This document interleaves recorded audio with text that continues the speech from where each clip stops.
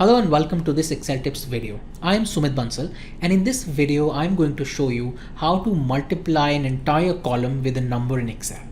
Here I have this sales data, and what I want to do is calculate the sales target for next year, which is going to be 10% higher than the current sales value. Now, one way of doing it obviously is to multiply and have another column and multiply this existing value with the factor. So in this case, it would be this value multiplied by 1.1, which would give me a value which is 10% higher.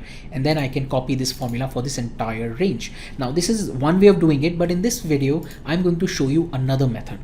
So in this case, what you need to do is have the value with which you want to multiply in one of the cells, select that cell and copy it. Now come to this entire range, select this range, right click, go to paste special, and in the paste special dialog box, in operations, you have this option multiply.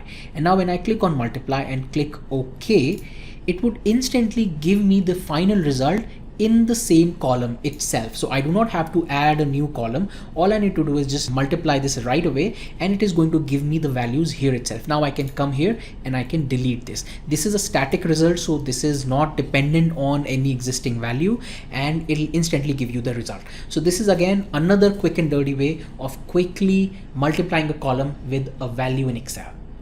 That's it in this video. I hope you found this useful. Also, if you like the videos, please subscribe to this YouTube channel so that you're notified whenever I come up with a new video. Thank you and have a nice day.